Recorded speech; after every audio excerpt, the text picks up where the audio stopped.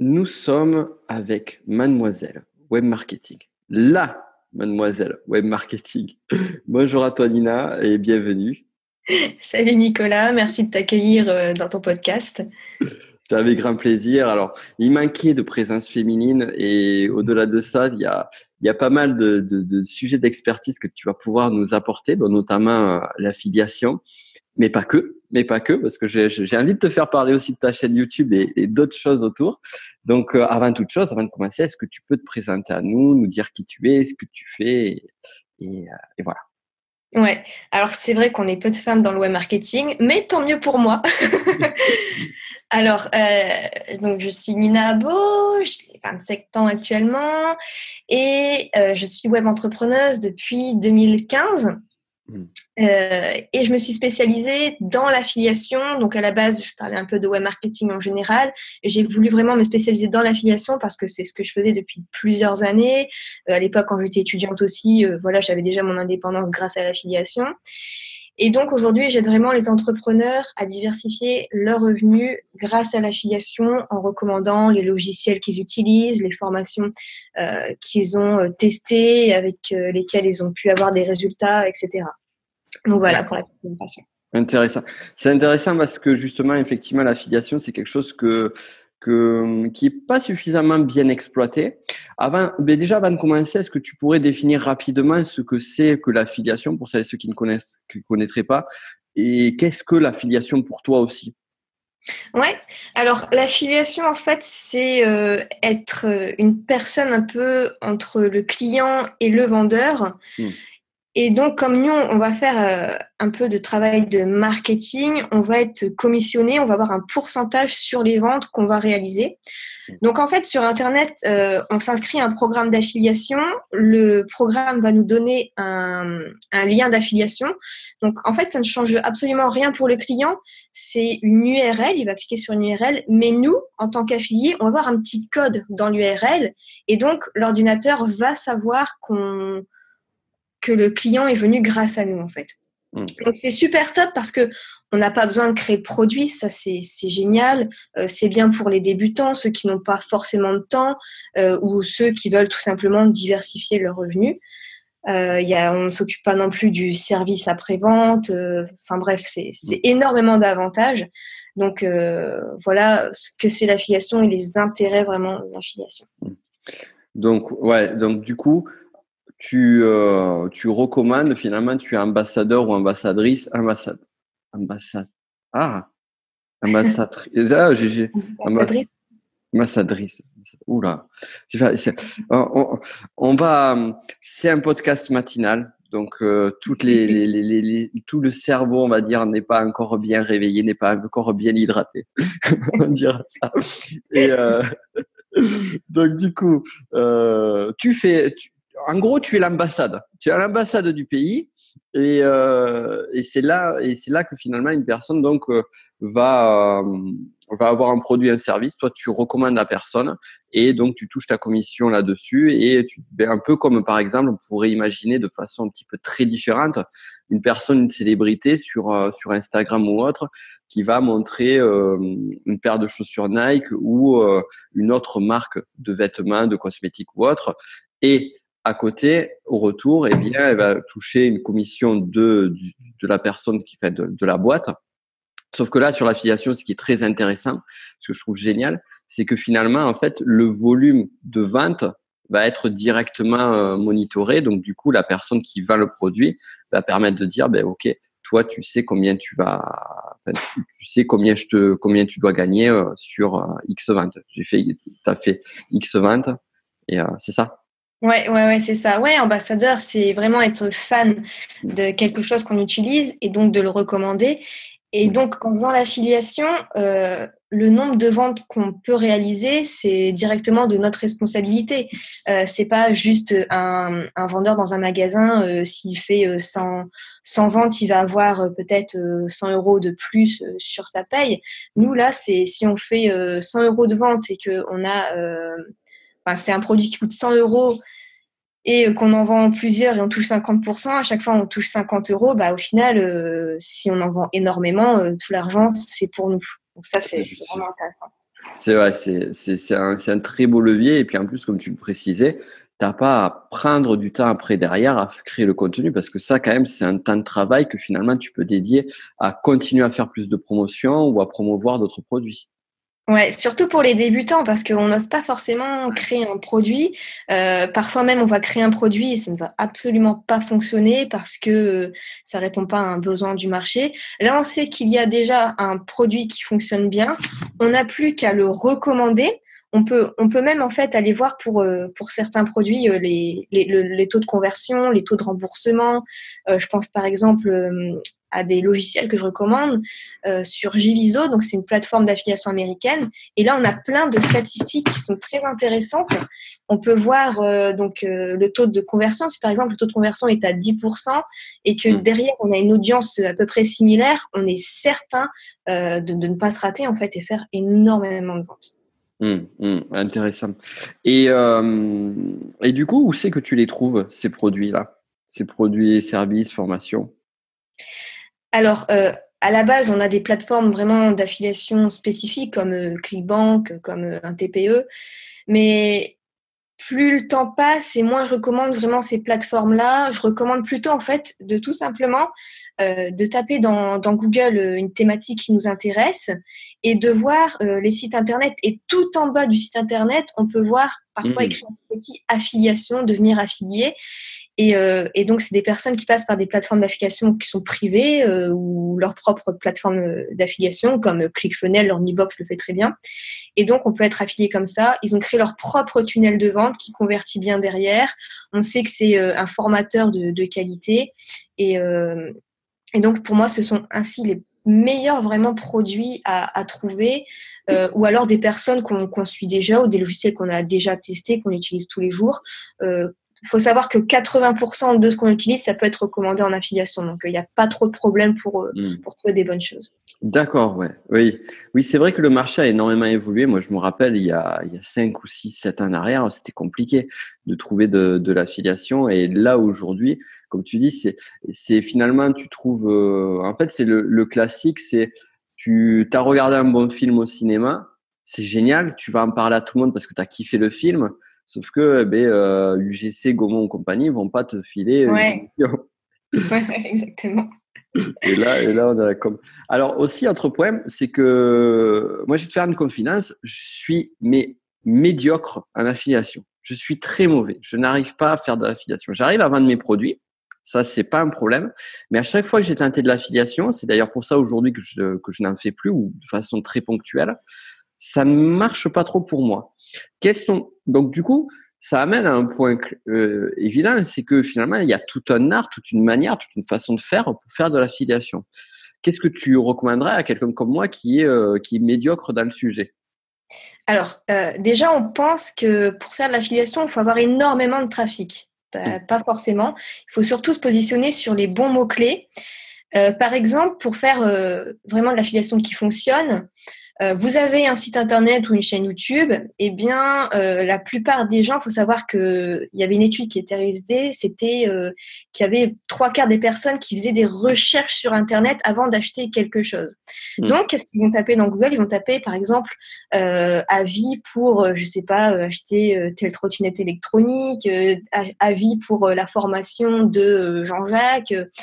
Ils vont taper ces mots-clés-là, avis de la formation, tarif de la formation, code de réduction de tel logiciel.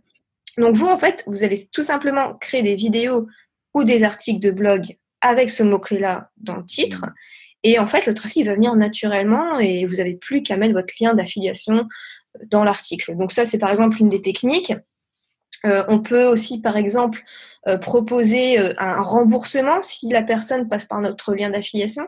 Je me souviens que quand j'étais étudiante, je faisais de l'affiliation et tout le monde proposait une formation supplémentaire si les gens passaient par leur lien. Sauf que moi, j'étais étudiante en droit et le web marketing, je ne connaissais pas encore vraiment grand-chose. Je n'avais rien à proposer. Donc, j'ai réfléchi et je me suis dit, comme je vais toucher c'était des formations à 2 000 €, comme je vais toucher à peu près 500 €, je peux peut-être reverser au moins 100 € aux personnes qui vont passer par mon lien. Comme ça, tout le monde est gagnant et c'est vrai que le côté financier, c'est intéressant pour eux. Donc, on peut faire ça en fait. On peut reverser de l'argent aux personnes directement. On peut écrire, par exemple, en article, code promo pour telle formation, sachant que le web marketeur ne fait absolument pas de promotion, mais c'est nous derrière qui allons donner en fait cet avantage financier derrière. Il y en a qui vont donc après créer des formations complémentaires à la formation au logiciel. Il y en a qui vont créer des groupes Facebook et amener vraiment du trafic de qualité, des membres qualifiés derrière et parler de ça, donner des conseils et en échange, les gens vont être contents d'avoir tous ces conseils-là et vont passer par leur lien d'affiliation. Donc, il existe quand même des dizaines, voire des centaines de techniques gratuites, payantes. Il y a encore le fait de proposer un webinaire pour expliquer vraiment comment fonctionne bien la formation de logiciel avec des techniques, des stratégies en plus. Donc, on dit à la personne, voilà, si vous passez par mon lien d'affiliation et que vous montrez la preuve comme quoi vous êtes bien passé par mon lien d'affiliation, vous avez bien acheté, moi, derrière, je vous envoie une formation complémentaire en plus pour avoir plus de trafic, plus de ventes, etc. Ok, donc ça y est, c'est bon. Maintenant, je comprends pourquoi je suis aussi mauvais à l'affiliation. Ouais, d'accord. Donc, finalement, c'est toute une façon de penser qui est orientée sur le produit, le service de la personne, qui est une intelligence, j'ai envie de dire, une intelligence en amont pour acquérir justement du trafic par justement les recherches que va faire cette personne-là sur ce produit-là, et aussi sur ce que tu as déjà sur ton audience, par exemple, pour arriver à amener quelque chose d'intelligent qui va faire venez par mon biais, quoi. Ouais, c'est ça. Il faut vraiment se mettre à la place du client. Comment il va penser? Qu'est-ce qu'il va taper sur Google? Qu'est-ce que je peux lui apporter en plus? Comment je peux le convaincre? Vraiment se mettre à la place du client et après, ça convertit tout seul. Génial. Ouais, j'imagine que tu as des ressources complémentaires que tu as créées pour justement aller un petit peu plus loin sur l'affiliation pour donner toutes ces techniques-là, puisque tu nous as dit il y a plusieurs Ouais. voies. Ouais, j'ai créé une formation à ce propos pour vraiment donner toutes mes techniques sur l'affiliation. Donc, comme je me suis spécialisée vraiment que dans l'affiliation, c'est désormais mon unique formation dessus. Et vraiment, je donne tout de A à Z, tout ce que je viens de découvrir, mes propres résultats, les résultats de mes clients pour qu'on s'entraide entre nous. Voilà, je donne vraiment absolument tout dans cette formation. Génial, génial. Et bien évidemment, on mettra le lien dans la description parce que je le sais et je devrais vous engueuler un petit peu plus, toutes qui ne lisaient pas les descriptions des podcasts parce qu'il y a souvent des liens intéressants, il y a souvent des choses chouettes à regarder. Et peut-être que je m'amuserai à mettre des petites astuces secrètes dans ces quatre. Qui sait? Mais Donc, allez justement, voir le pour lien. les interviews, c'est aussi une très très bonne technique pour l'affiliation. Ouais. On va interviewer une autre personne qui a des formations en ligne, on met le lien d'affiliation en dessous et ça marche extrêmement bien. Ah, excellent. Parce que tu sais que moi, il n'y a aucun lien d'affiliation sur tous les liens que je recommande sur les interviews. Ah, bah c'est dommage parce que c'est une valeur en plus et ça Ouais, ne change rien pour le client. ouais, c'est vrai. C'est un peu, je pêche de fainéantise. Super, super. Mais je te remercie pour ça. Ça permet d'y voir plus clair. Aujourd'hui, sur l'affiliation, si c'est pas indiscret, tu me diras toi. J'imagine que ça représente une bonne partie de tes revenus, un bon pourcentage de tes revenus sur. Ouais. Bon, ouais, j'ai pas de problème sur ça parce que parfois je filme un petit peu mes revenus et j'en fais une vidéo sur YouTube pour dire à peu près où j'en étais arrivée. Là, la dernière vidéo, c'était novembre-décembre, j'étais à 2500 € par mois de commission. Et ce qui est intéressant, c'est d'aller chercher en fait des produits à abonnement, comme ça on est sûr d'avoir des commissions à vie. C'est ce que j'allais te demander, ouais. Pas juste des formations où on va vendre en une seule fois et on aura une commission une seule dans notre vie. Là, vraiment des logiciels, comme par exemple, j'essaye de promouvoir System.io ou ClickFunnels que j'utilise. Et donc, derrière, ça va être des commissions chaque mois et ça va être un effet cumulé. Donc, plus les mois passent, plus ça tombe. C'est vrai que ça c'est chouette, ouais, d'avoir cette récurrence-là et donc du coup sur ce montant-là, quel est le pourcentage de récurrents? J'imagine qu'il doit être assez sympa ou tu dois avoir une partie avec pic d'activité, pic de promotion et une autre du coup plus récurrente, ça. Ouais, j'ai toujours au minimum 1 500 € par mois en affiliation, donc ça c'est vraiment sympa. Et après j'ai aussi bien sûr la vente de mes propres formations en ligne qui représente une part encore plus importante. Mais les deux cumulés, c'est ça qui est intéressant. J'ai à peu près 13 sources différentes de ressources en affiliation, donc ça permet d'avoir un stress vraiment en moins parce que s'il y a une source qui fonctionne pas un mois, il y en a d'autres qui vont fonctionner, c'est certain. C'est un joli chiffre, 13.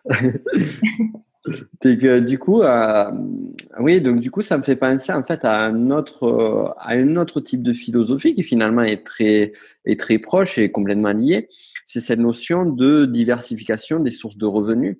Finalement, comme un investisseur en bourse va mettre, ou un investisseur tout court d'ailleurs, qui ira plus loin que l'investisseur à bourse, qui va mettre de l'argent d'un côté on va dire, sur des actions, sur des obligations, sur des ETF, bref, peu importe, et qui aussi peut-être va mettre un petit peu de crypto-monnaie à côté, va peut-être d'investissement dans de la brique ou autre. Finalement, c'est ça que tu fais avec le web. Ouais, c'est ça, c'est un peu l'investissement, sachant que moi j'avais essayé d'ouvrir aussi un compte pour faire de la bourse, j'avais essayé de me former à l'immobilier, aux crypto-monnaies j'en avais aussi, mais je déteste tout ça en fait, je n'aime pas du tout, je trouve ça compliqué en plus, et donc l'affiliation pour moi c'est le plus simple et même le plus rentable.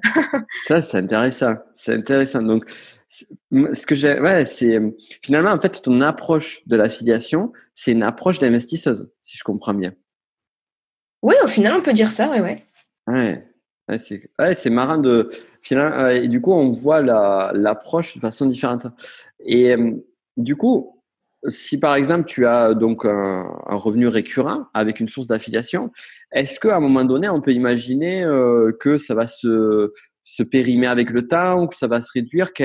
Est-ce que tu connais la durée de vie? Est-ce qu'il y a une durée de vie moyenne sur Ouais, alors c'est vrai que j'ai eu par exemple des très très bonnes sources de revenus en affiliation, mais pour diverses raisons, la personne a arrêté de faire de l'affiliation. Donc ça c'est dommage. C'est pour ça qu'il faut vraiment en avoir plusieurs de sources d'affiliation. Si c'est vraiment des logiciels sérieux, des systèmes à abonnement, franchement ça peut durer vraiment toute une vie. Moi, j'ai des sources de revenus qui tombent depuis 4-5 ans. Hmm. Après, c'est vrai qu'il faut l'entretenir. La plupart des gens qui font de l'affiliation, ils vont aller chercher des personnes une par une en fait dans les groupes Facebook, leur parler, essayer un petit peu de les forcer à la vente, de les convaincre. Mais moi, c'est pas du tout ma philosophie. Je vais faire une vidéo YouTube sur des mots-clés précis et derrière, ça va tourner tout seul en fait. Il n'y a que des personnes qui vont être intéressées par ça. Par exemple, si on se tape comment devenir graphiste, comment faire du business avec Instagram, je suis première dans leurs résultats YouTube, j'ai des milliers de vues dessus et donc des centaines de personnes qui vont s'inscrire et derrière qui vont acheter le programme. Donc voilà, je fais le contenu une fois et après ça tourne tout seul. Mais le mieux en fait, c'est vraiment de faire un ou plusieurs contenus dès le départ, de bien optimiser le référencement naturel. Et derrière, ça tourne tout seul pendant des années. Génial, génial. Et du coup, tu me donnes la transition toute faite. Donc, tu disais justement, par exemple, sur cette vidéo sur Instagram, ce qui est intéressant, c'est que ça va t'amener du monde, j'imagine, sur Instagram. J'imagine que tu as mis le petit lien vers ton compte Instagram en description de vidéo. Et aussi, donc, ce que tu nous dis, et c'est vrai que moi, je t'ai connu par là, initialement, avant qu'on se rencontre en chair et en os, c'était par ta chaîne YouTube. Et donc moi, est-ce que tu peux nous parler un petit peu de ta chaîne YouTube qui finalement, ce qu'on a discuté un petit peu en off avant, ça représente une grande partie de ton trafic et de tes moyens d'acquisition. Ouais, en fait, ma chaîne YouTube, elle représente 90% de mon trafic, 5% de mon site et 5% d'Instagram à peu près. Et la chaîne YouTube, c'est vraiment, vraiment ce qui marche le mieux pour moi, en tout cas, parce que c'est rapide. Au niveau des mots-clés, c'est beaucoup, beaucoup plus rapide que le site Internet. Le site, je fais quand même des articles en parallèle, mais le temps que Google référence, je trouve ça assez long. Donc, sur YouTube, la concurrence est assez faible encore. Et on peut vraiment se positionner sur des bons mots-clés et faire de belles sources de revenus en affiliation. Là, en ce moment, je suis à 34 000 abonnés, donc c'est pas mal. Si je propose en plus de ça à ma communauté déjà existante, par exemple, je sais pas, un logiciel. Dernièrement, j'ai proposé un logiciel pour faire des animations sur tableau blanc, pour faire des vidéos, pour faire des présentations. Donc, ça a bien fonctionné. Donc, ainsi, je propose à ma communauté déjà existante, plus les personnes qui vont taper les mots-clés, comment faire une présentation animée, comment faire des vidéos sur tableau blanc, etc. Donc, les deux ensemble, sur YouTube, pour moi, ça marche extrêmement bien. Génial. Ouais. Et d'ailleurs, tu es modeste parce que tu as 34 635 abonnés. Ah, d'accord. Mais tu sais, c'est des petits détails, ça, mais des petits détails qui ont leur importance. C'est-à-dire que quand quelqu'un va me dire j'ai 40 000 abonnés YouTube alors que la personne n'en a que 37 000, tu vois, et que toi, de ton côté, tu vas me dire 34 000 alors que finalement, tu en as plus que ça, finalement, ça va me donner beaucoup plus, ça va me donner beaucoup plus de crédit pour moi, en tant que personne qui écoute. Je vais apporter encore plus de crédit à ce que tu dis, puisque finalement, tu vas pas traverser ou exagérer la vérité, ce qui, malheureusement, dans notre métier, peut parfois être plus que présent, voire polluant, voire destructif. Mais bon, ça, c'est un autre débat. Mais voilà. Donc, je voulais te préciser, parce que je trouvais que c'était important de le faire. Et sur YouTube, du coup, donc j'ai regardé sur tes vidéos. Enfin, ça fait un moment que je regarde tes vidéos.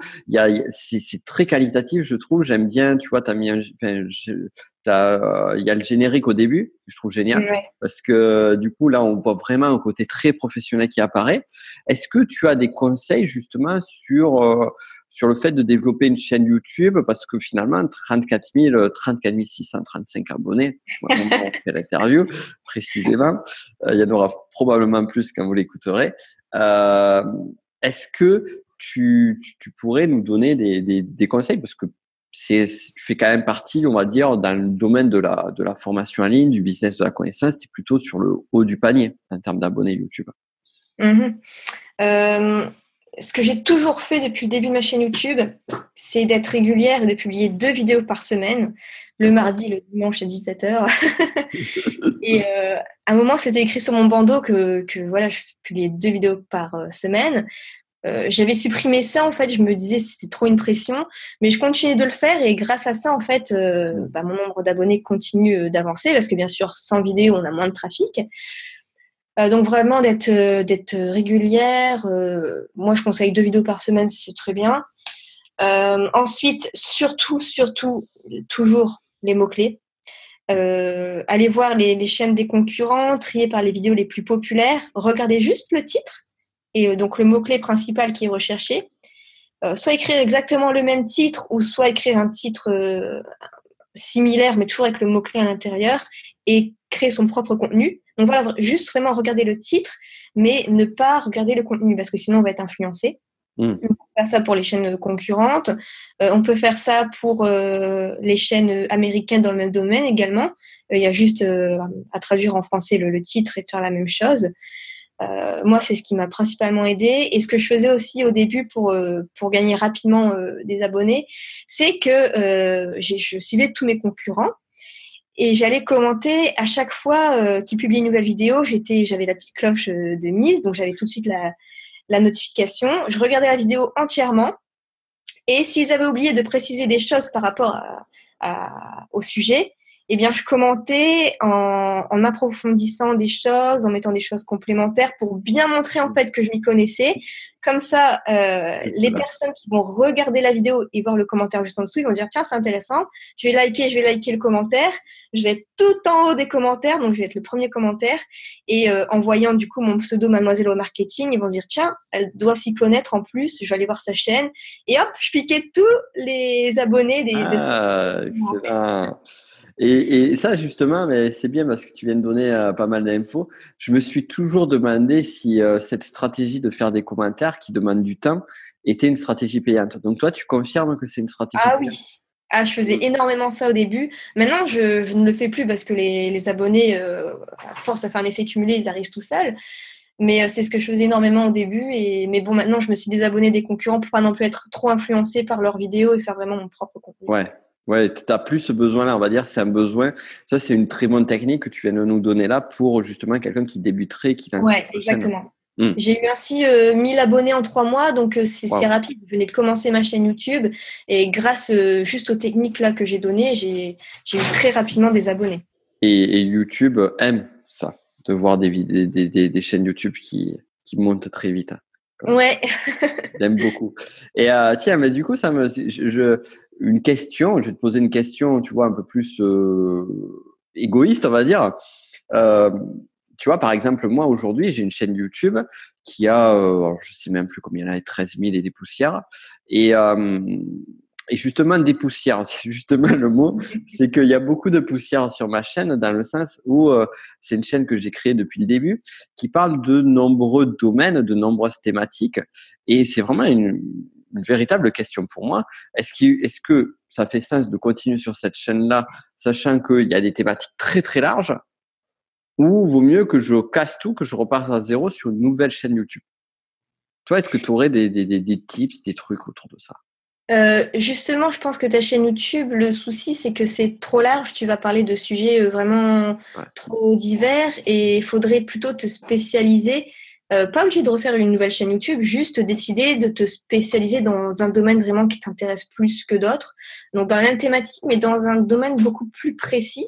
Et moi, depuis que je me suis spécialisée vraiment dans l'affiliation, que je fais des vidéos vraiment autour de l'affiliation, avant, j'étais à peu près il y a encore de ça 4 mois en arrière. Hein, je me suis spécialisée vraiment il y a que 4 mois à peu près. J'étais à peu près 500 vues par vidéo. Et depuis que je me suis spécialisée, je suis plutôt à 1500 vues en moyenne par vidéo. Donc, ça intéresse beaucoup, beaucoup plus les gens. Et derrière aussi, ça convertit beaucoup Tu plus. qualifies ton public, quoi. Ouais. J'ai fait un test très intéressant, ça pourra intéresser aussi nos auditeurs. C'est j'ai pris justement deux pages Facebook. Donc ma page Facebook historique, Nico Pen, qui a à peu près 9 000, je crois 9 000 fans, et qui est un peu dans le même esprit que la chaîne YouTube, c'est-à-dire que elle a suivi mon évolution. C'est pour ça qu'elle qu'elle a les poussières du passé, on va dire, et du moins des directions d'audience qui sont un petit peu larges ou un petit peu différentes en fonction de l'évolution. Et à côté de ça, j'ai créé une page Facebook qui est Business de la connaissance, que j'ai créée l'été 2018. Je l'ai créé au même moment où j'ai lancé mon premier produit phare, pas mon premier produit, mais mon premier produit phare de ça. Elle est sortie à même moment, cette page Facebook, que le podcast que vous êtes en train d'écouter et auquel j'espère vous êtes abonné, que vous avez mis 5 étoiles et un petit commentaire. Je dis ça juste en passant. Et donc, du coup, j'ai fait des tests de live sur Facebook entre les deux pages. Et donc, la seconde page Business de la connaissance n'a que 400 et des poussières abonnés, mais c'est de l'ultra qualifié. C'est-à-dire que j'ai pas fait des campagnes ou des techniques pour avoir des abonnés en masse. Et en fait, je me suis rendu compte qu'avec 400 abonnés, quand je fais un live Facebook, j'ai 2 fois plus de réactivité que ma page avec 8000 abonnés. Donc, pour nous, ça va pas paraître étonnant, mais c'est intéressant de voir que finalement, on a tendance à toujours avoir cette espèce de fausse course vers les abonnés, alors que finalement, Ouais, comme je disais avant l'interview, même si on n'a pas énormément de vues, si derrière ça convertit bien en clients, c'est le principal. Hein. mais c'est dur, hein. Moi, je trouve que c'est dur de garder ce focus en tête parce que tu as toujours cet effet, enfin, je sais pas toi de ton côté, mais tu as toujours cet effet qui est très humain de comparaison qui fait Ah que tu oui. vas regarder la chaîne de l'autre, tu vas regarder les vidéos de l'autre et, Ah oui. et C'est tu vas pour ça que je me être… suis désabonnée de tous les autres. Tu as bien raison. J'ai fait de même. Mais c'est terrible, hein, tu vois. Les, par exemple, mais sur le podcast, vous aurez une personne que je vais interviewer prochainement qui est dans un milieu qui est différent et très proche du milieu de business de la connaissance. D'ailleurs, c'est pour ça que je l'interviewe. Lui, typiquement, il a des chaînes YouTube avec 10 000, 20 000 abonnés. Mais alors, quand tu regardes le nombre de vues sur ses vidéos, mais t'hallucines, quoi. C'est assez impressionnant. Et, euh, et donc, du coup, tu sais, tu compares toujours. Tu te dis, putain, moi, j'ai plein d'abonnés, j'en ai peut-être plus parfois, mais c'est Pourquoi pas... il a beaucoup de vues sur ses vidéos ou au contraire? Ouais, il a énormément de vues.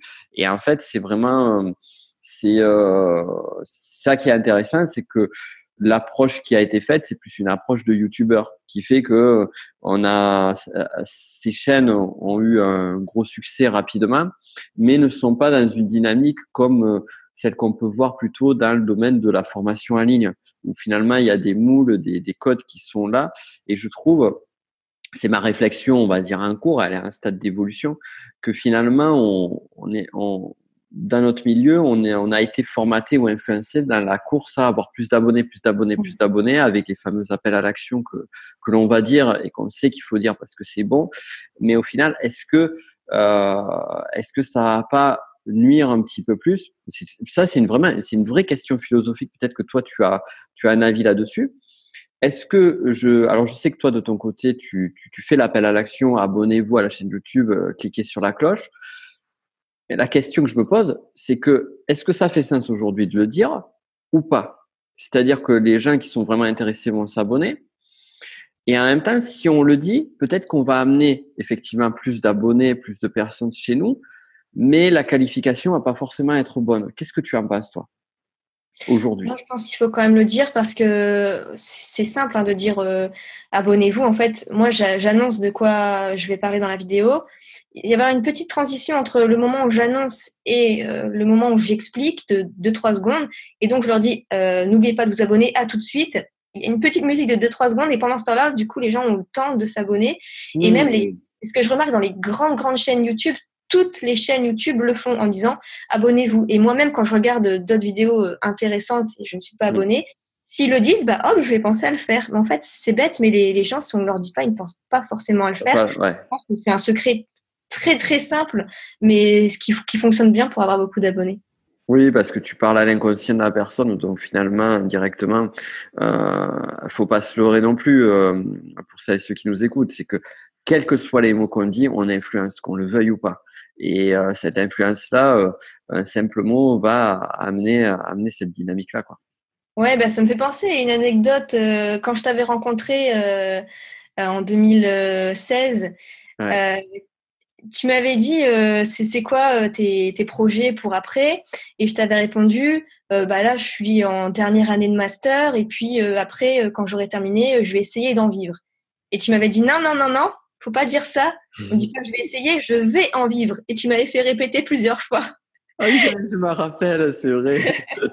Et l'air de rien, c'est vrai qu'en disant je vais essayer d'en vivre, ben, moi je me rends pas compte en fait de dire ça et toi tu t'en étais bien rendu compte et du coup j'ai envoyé un message à mon inconscient en disant ouais je vais essayer mais sinon c'est pas grave quoi et dire je vais vraiment y arriver, bah au final j'y suis arrivée. Ah, c'est cool, ouais, ça me fait plaisir d'avoir ce retour-là. C'est vrai, ouais, j'avais oublié. Le mot essayer, oui, ça me fait tilter, ouais, parce que effectivement, sur tout ce qui est le langage, on se rend pas compte de la puissance de notre langage des mots, effectivement. Donc, tu réponds à la question, ouais.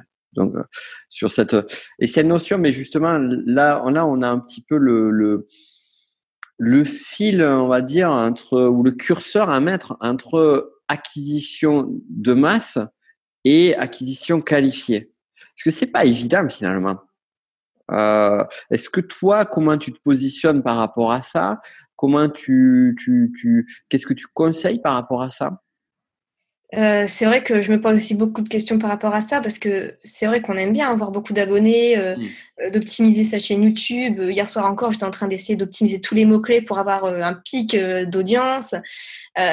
Mais je me demande, est-ce que si on n'est pas trop dans la course des abonnés, on va un peu perdre qui on est vraiment, sa créativité, le message vraiment qu'on a envie de faire passer, qu'on va faire des vidéos, des titres de vidéos juste pour avoir énormément de vues, c'est compliqué, quoi. Donc, j'ai pas vraiment de réponse. Moi-même encore, je me pose la question entre comment faire un bon compromis entre ce qui fonctionne vraiment, avoir beaucoup de vues, un truc qui nous ressemble aussi, et ne pas rentrer dans un personnage juste pour faire plaisir à son audience. C'est terrible. Mais derrière aussi qui continue de convertir et qui continue de coller à notre philosophie, en fait.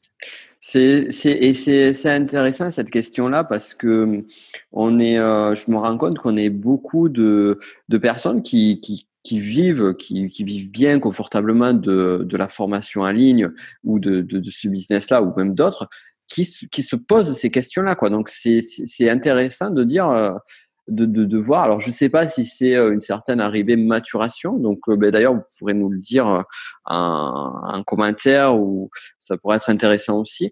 Mais j'ai pas souvenir de me poser la question au début où je commençais. Mais là ouais je trouve qu'à un moment donné, on prend conscience que finalement, d'avoir peut-être 1000 personnes, 2000 personnes, et quand j'imagine que c'est ton cas sur ta chaîne YouTube, tu as peut-être des vidéos qui ont énormément de vues, énormément de trafic, mais finalement n'ont absolument aucune utilité pour toi, ton business. Ah oui, exactement. Ma vidéo la plus vue sur ma chaîne YouTube, j'ai regardé hier, elle a 2,7 millions de vues. En fait, c'est juste une playlist de musique de motivation, donc aucun intérêt. C'est clair. C'est clair que. Mais il y en avait d'autres confrères et consoeurs qui justement avaient, je pense notamment à Antoine BM, qui avait carrément, et Joanne aussi, Joanne Yangting, qui ont carrément supprimé des vidéos de leur chaîne qui faisaient un trafic de monstre, mais qui leur amenait plus du trafic, on va dire entre guillemets. Alors le mot peut être mal reçu, mais on va dire du trafic parasite dans ouais, je vois les vidéos dont tu parles, ouais. Ouais, où c'est plus destructif que constructif, quoi. Ouais. Exactement. Ouais. Et sur YouTube, là aussi, on est clairement sur du trafic organique. Donc le trafic organique, c'est quelque chose qui demande du temps à développer. Qu'est-ce que tu recommanderais justement par rapport à cette notion de temporalité aux personnes qui aimeraient développer leur chaîne ou qui désespèrent un peu parce que ça ne va pas assez vite? Peu importe ce qu'on fait, de toujours faire en sorte de s'amuser, de prendre plaisir à ce qu'on fait, parce que parfois on se dit tiens, il faut absolument que je fasse ça parce que j'ai vu que telle vidéo elle avait beaucoup de vues, donc je vais faire la même chose, mais au final au moment de rédiger la vidéo, au moment de tourner, on s'embête un petit peu, ça nous embête plus qu'autre chose, mais on le fait juste parce que derrière on est sûr que ça va faire des vues, donc faut vraiment se recentrer à chaque fois sur soi-même. Est-ce que ça me fait plaisir de le faire? Est-ce que je suis contente de le faire? Est-ce que ça me ressemble? Est-ce que j'essaye pas de jouer un personnage? Toujours se reposer la question. En fait. Ouais, parce que le personnage, c'est difficile de cette notion-là aussi d'arriver à puiser sa propre authenticité à l'intérieur même pas l'authenticité parce que je trouve que c'est un mot qui est galvaudé aujourd'hui, mais se trouver son naturel. C'est super dur, je trouve. Exactement. Ce mois-ci, j'ai rencontré le coach des stars d'Hollywood qui a coaché Britney Spears, Will Smith, Al Pacino, enfin plein de stars. Et donc, son conseil, c'est de dire aux stars, surtout restez vous-même. Il a même créé un livre qui s'appelle Be You. Mais le souci, c'est que, après, j'en ai parlé, je lui ai dit, d'accord, faut rester soi-même, mais les gens aiment bien les choses parfaites. Regardez sur Instagram les filtres, les belles photos parfaites. Sur YouTube, les belles vidéos lumineuses où on montre un intérieur, une décoration parfaite, le beau maquillage parfait d'une femme qui veut la même chose. Donc, parce que moi, si je veux me ressembler moi-même, en gros, je ferais du business en pyjama, j'ai pas maquillée, et puis voilà, je montre voilà comment je suis, quoi. Donc, c'est dur un petit peu de faire l'équilibre entre les deux, quoi. Ouais, complètement. Et du coup, qu'est-ce qui t'a répondu par rapport à cette notion-là? Un peu à côté, en fait. Il m'a dit, il est nul. faut arrêter de rentrer dans un moule, de faire ce que les gens attendent de nous, en fait. Ouais, mais je trouve que c'est des belles phrases, quoi. C'est des belles phrases. Mais après, derrière, le truc, c'est que plus tu deviens, entre guillemets, populaire, plus tu as une image publique. Et quand tu fais de la merde au début que personne te connaît, c'est pas grave puisque personne te connaît et que tu as 3 likes et que il y a peut-être tonton Albert qui va te dire t'as fait c'était pas toi, hein. Bon, voilà. Mais quand tu as des audiences comme par exemple la tienne, quand tu as 34 635 abonnés, c'est difficile. C'est pas évident, quoi. C'est pas évident. Et on le voit, il y a certains youtubeurs qu'on connaît où la personne est différente de ce qu'elle montre en image. Ouais, pour essayer de plaire un minimum à son audience et derrière de réussir à en vivre. Après, ça peut être humain, quoi. Ouais, complètement. Et je le condamne pas, mais c'est juste vraiment pour faire ce delta. Et moi, je me rends compte que typiquement, et c'est pour ça que j'adore le podcast, vous qui nous écoutez, vous le savez, vous avez la révélation maintenant. Mais pourquoi j'adore le podcast? Parce que ça donne un environnement intimiste qui me permet de ressortir au maximum ma véritable personnalité. Et je suis plus sans filtre sur le podcast que sur la vidéo. Encore. Oui. Même si j'ai bossé comme un forcené, quoi. Ouais, c'est vrai que dans le podcast, ça va être plus simple de ressortir, d'être soi-même qu'en vidéo où on veut une belle lumière, on veut être bien habillé. Ouais. Et tu as plein de paramètres à gérer quand tu tournes. Hein. Au moment où tu tournes sur une vidéo, sur le podcast, tu as juste à parler et à te soucier, à te focaliser sur l'audio, donc voir s'il n'y a pas des travaux juste à côté de chez toi. Donc ça, c'est du vécu. ou du travaux. Ou alors, moi, j'en ai une belle comme ça. Le matin, je fais un podcast, j'ai des travaux à côté de chez moi. Je dis, bon, je vais aller au bureau. Je suis au bureau. Et il y avait des travaux à côté aussi. Mais cependant, tu as juste le son à gérer. Par contre, quand c'est une vidéo, c'est beaucoup plus compliqué parce que au moment où tu enregistres, tu as l'image, est-ce que tu as la luminosité? Ah putain, il y a la luminosité du soleil qui a bougé. Ah tiens, il y a ça qui s'est cassé la gueule. Ah tiens, j'ai fait une tête qui est pas terrible. Ouais, c'est vrai qu'à chaque fois, je dois sortir mon kit de lumière. Donc, j'ai 2 grosses lumières à monter. J'ai la grosse caméra, le trépied. Je suis branchée de partout avec les micros. J'ai ma feuille avec les notes où je dois essayer de regarder sans montrer que je regarde. Et en fait, avec tout ça, j'ai plus l'impression d'être parfois en train de présenter la météo que de présenter quelque chose de naturel, comme si j'étais face à une amie, quoi. Ouais, je comprends complètement. Et ouais, parce qu'il y a tout ce truc-là, ouais. Dis soit naturel, mais t'as deux spots qui t'éclairent à fond. T'as ton cas, t'as le truc. Alors, je sais pas, ça dépend de chacun, mais t'as le certain pour le réflexe que tu dois faire attention parce qu'au bout de 20 minutes, il s'arrête. Ouais. C'est vrai qu'avec tout ça, on se dit quand même, avec tout ce que j'ai autour de moi, ça mérite d'être parfait. C'est clair.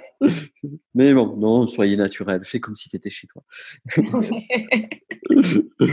Ouais, c'est un sacré sujet. C'est un sacré sujet.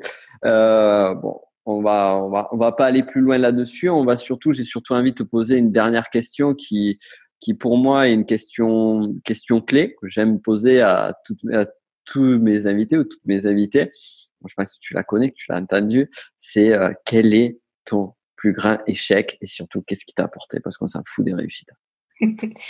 Alors, oui, j'avais déjà entendu cette question-là. Et j'ai pensé tout de suite à quand j'avais lancé mon premier produit. Ouais. C'était sur la créativité. J'ai fait 0 vente. Et derrière, bon, sur le coup, j'étais énervée. Je me disais, oh là là, les gens, quand même, ils n'ont pas d'argent pour acheter ça. Enfin, tout de suite, je rejetais la faute sur les autres. Et j'ai énormément appris de ce produit-là parce que je faisais un truc qui me faisait, moi, plaisir, mais pas ce que mon audience avait besoin. Par derrière, après, j'ai pu refaire un sondage. Et justement, l'affiliation, c'était ce qui revenait en premier. Donc, au moins, après, je me suis plus trompée. Et surtout, je me suis dit, quand on est entrepreneur, on est quand même responsable quasiment à 100%, donc il faut prendre ses responsabilités. Ouais. j'avais passé énormément de temps à le créer. Je me souviens, je faisais un stage pour étudiant entrepreneur de 6 mois. J'ai mis 6 mois à le faire et au final, 0 vente. Ça fait mal. Ouais, putain, tu m'étonnes. Tu as dû passer des mauvaises journées. Ouais.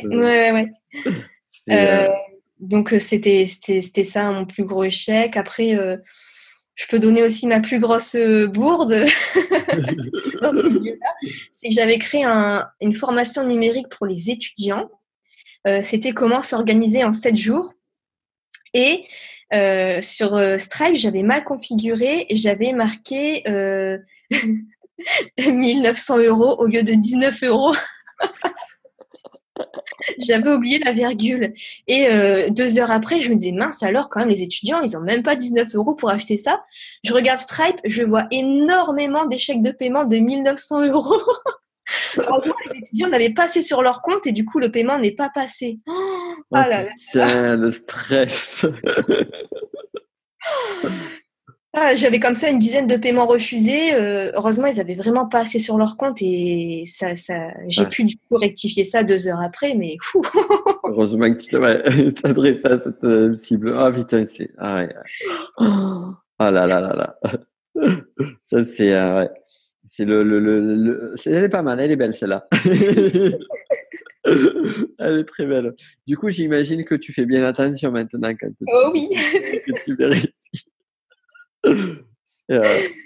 Ouais, c'est intéressant. C'est vrai que sur je vois que cette notion du pire échec ou des échecs tourne souvent sur des lancements, sur le produit qui sort et le gros fail que finalement on a tous vécu et que malheureusement il nous arrive encore de revivre de temps en temps et à différentes échelles à chaque fois, mais c'est rigolo quoi. Mais on apprend toujours. C'est clair, c'est ça. Il faut juste passer le cap émotionnel, cap émotionnel bien chiant. Et puis aussi, rassurez-vous, vous qui nous écoutez, au bout d'un moment, en fait, finalement, on n'a rien à mieux le gérer. On va dire, allez, ça c'est pas vendu, j'en ferai un autre, ou ça se vend pas bien, bon, et on se rattrapera sur le prochain. On arrive à devenir zen. Je trouve que c'est une bonne école pour devenir zen. Oh oui, ouais, complètement. C'est une super, mais l'entrepreneuriat, c'est une magnifique école pour travailler sur soi, pour évoluer. Parce que là, vraiment, comme tu disais tout à l'heure, ça t'oblige à faire face à tes responsabilités. Et si tu ne le fais pas, t'avanceras pas, quoi. Donc, il y a cette nécessité-là, quoi. C'est vrai qu'on pense beaucoup que ceux qui sont entrepreneurs, c'est son petit costume, les lunettes, la belle voiture et qui ont énormément d'ego. Mais en fait, j'ai envie de dire, c'est plutôt le contraire. C'est ceux qui ont très peu d'ego, qui ont su mettre de côté parce qu'à chaque fois, ils vont dire, OK, si ça n'a pas marché, c'est de ma faute, c'est de ma faute, c'est de ma faute. Qu'est-ce que je peux changer? Qu'est-ce que je peux améliorer? Et faire des tests et après ça fonctionne. Super, c'est cool. Donc, pour clôturer cette interview, où est-ce qu'on te retrouve? Sur ma chaîne YouTube qui s'appelle Nina Abo de Mademoiselle Web Marketing. Voilà, vous me retrouverez dessus avec 2 vidéos par semaine. Donc, il y a le lien juste en dessous et sur cette chaîne, vous ne vous tromperez pas puisqu'elle a 34 635 abonnés. Et pensez à vous abonner et à cliquer sur la cloche. Ça, j'ai fait déjà l'appel à l'action en amont. Et effectivement, vous retrouverez également ta formation sur l'affiliation juste en dessous dans la description. Et en tout cas, merci. C'était très cool. Merci à toi. Et après, plein de choses. Ça me plaît. Moi, j'aime bien faire des interviews qui se finissent. Je me dis, je suis content, j'ai appris des trucs. Donc, c'est cool. Et puis, quant à nous, on se retrouve très rapidement pour un podcast conseil jeudi. Et d'ici là, vous savez, les appels à l'action, c'est important. Donc, 5 petites étoiles sur le podcast et un commentaire gentil, ça sera plus qu'aidant. Voilà, toujours le préciser. À très vite. Merci à toi. Merci. Et voilà, tu viens d'écouter un des épisodes de mon podcast Le business de la connaissance. Alors, si tu veux aller beaucoup plus loin et suivre l'intégralité des podcasts sur ce sujet-là, je t'invite à regarder en description de cette vidéo. Tu trouveras le lien pour pouvoir t'abonner à mon podcast Le business de la connaissance et ainsi on pourra aller beaucoup plus loin ensemble. D'ici là, je te souhaite une excellente journée.